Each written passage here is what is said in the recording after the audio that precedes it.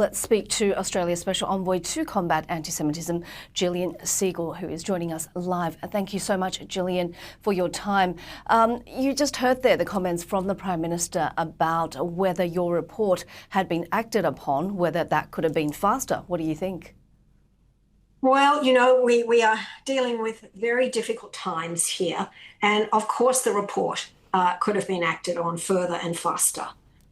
But that doesn't mean that that opportunity is lost. And I am very keen to take this terrible tragedy and use it as an opportunity to say to everybody in the whole community of Australia, one, consistent with the Prime Minister's message, let's come together. Okay, let's embrace each other. Please embrace the Jewish community. They need you. They are part of the general community. But two, obviously, the investigation by police needs to, proceed according to, the proper procedures. But let's understand the real causes behind this. And as we assume it to be anti-Semitism in all its horrible hatreds, let us deal with the underlying cause, because it's no use just saying, let's come together. We have to rid our country of this scourge, of this hatred. It's an ancient hatred, and it's been allowed to become normalized in lots of parts of our society. And we won't have a successful, cohesive society unless we deal with it and we rid society of it. Now, that is not an easy task. There's no silver bullet, as my report says. It's a multifactorial, multifaceted approach. We have to deal with it in the schools, in the universities, in the arts sector, in immigration, in all the areas where we are impacted as a society. And I am hopeful that the government, as well as all members of parliament, will heed the message of a major massacre and say, we don't want this again. This is attacking our country. We must tackle anti-Semitism. Now, one can't help but think of all those Palestine rallies, all those protests. At what point does criticism of Israel and the violence against Jews overlap?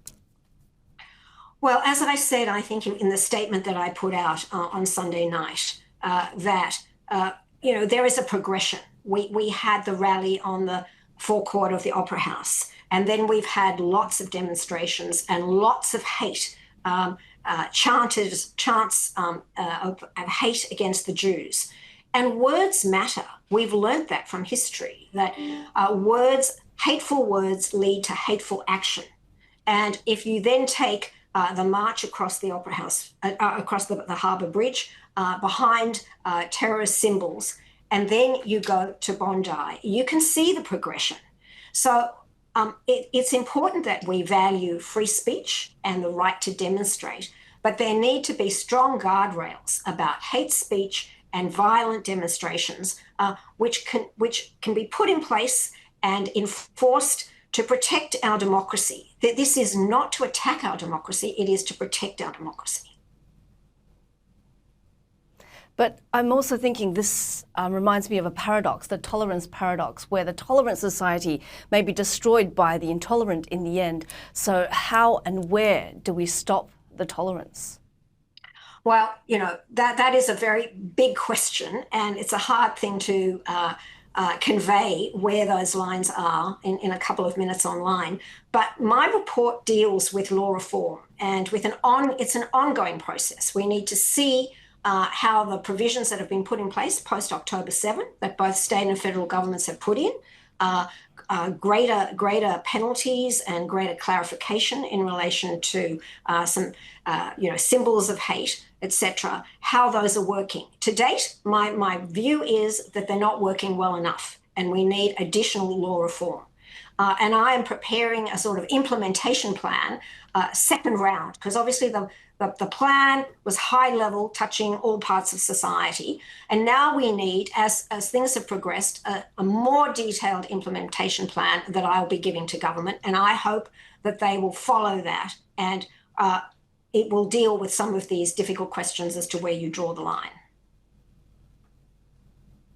We heard some comments from former Prime Minister John Howard saying that the attitude from the Albanese government has been yes, but maybe, and that's just not good enough. So for you, what does success in terms of implementing your recommendations look like in, say, a year's time?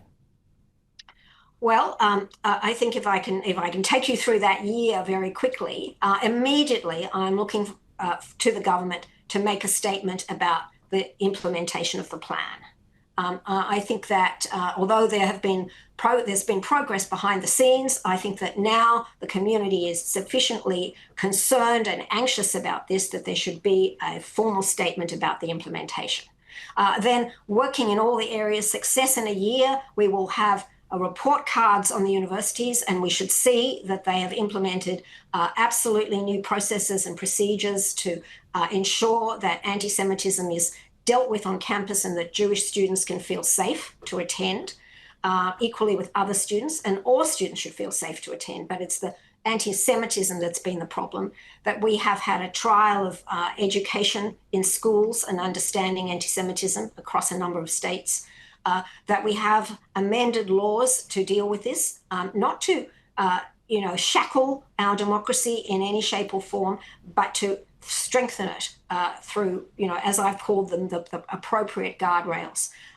We have education throughout the public sector in relation to anti-Semitism, but particularly those in the immigration department, so we understand how we are giving visas and renewing visas. And we have reform in relation to online media, because that's where we are seeing a lot of foreign influence, foreign impacts in relation to hatred. There are a range of other areas I could speak of, other institutional reform, balance in the media, as well as in the issues in the health system, and of course embracing Jewish creatives. I'd like to see us celebrate the contribution of Jewish Australians to Australia. So that's my ambition for a year's time.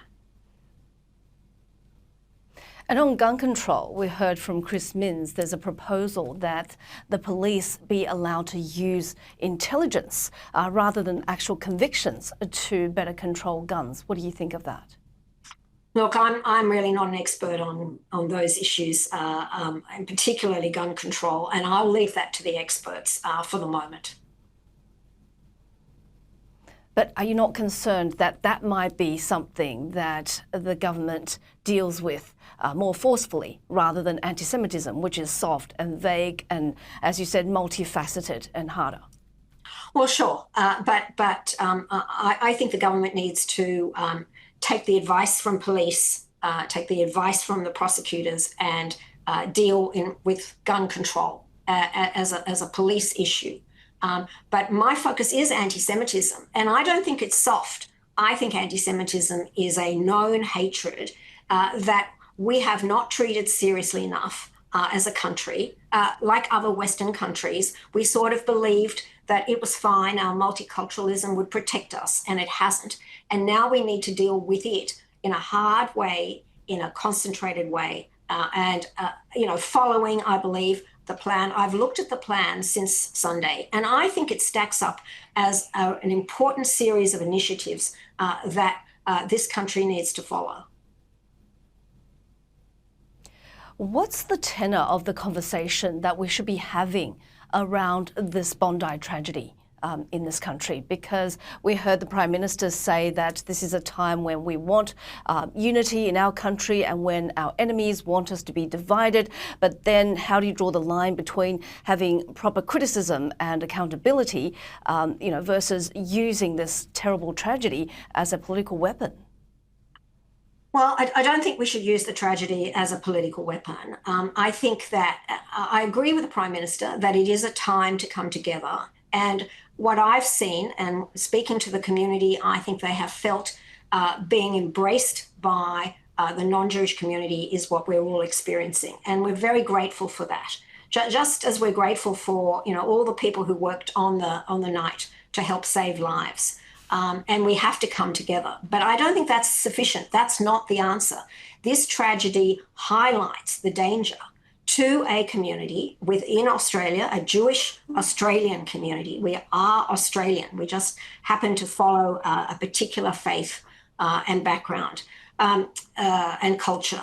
But it illustrates the danger to such a community that can come from something like anti-Semitism that is embedded. And anti-Semitism is a hatred of Jews, but it doesn't end with the Jews, as we've seen with history. So it affects other communities as well. It erodes our democracy and our values. So we can't let it just be an event that enables the community to be embraced. It is an event that highlights the danger of anti-Semitism to all of us and the importance of fighting it. And I think we have to take comfort from something that could come out of this, that the whole community understands the dangers of anti-Semitism, not just the Jewish community that's been warning about it for ages, but the whole community. And I have heard from all sorts of people in different walks of life, in positions of leadership, that they wish to speak out now. They want to see the government and the opposition coming together to deal with anti-Semitism in an immediate, urgent, and constructive way. And I think that will be an outcome that will be not only good for the Jewish community, but good for Australia. And I really hope that is what comes out of this and will honour the memory of those who perished. For sure. And just finally, very quickly, your thoughts on the role of hate preaching and how we can protect religious freedom, but make sure that people are not radicalised by those sorts of sermons. Well, I do think that the government has tried to focus in on this, but I don't think that they've gone far enough in the legislation, as I've mentioned. I think the way in which we've dealt with some of the hate preaching has been to use the Racial Discrimination Act and 18C, and we've seen the Executive Council Australian jury successfully bring cases, or at least a case, brought fully and one settled in relation to that. But I don't think that that is a very efficient way to deal with radicalisation, and that we should be looking at some amendments to the legislation. So that's something in my implementation plan that I mentioned that I'll be putting to the government as a way to deal in a more effective way to protect the country. And at the same time, not to challenge that people have the right to speak, but hate speech is not something we want. Thank you so much. Absolutely. Thank you so much.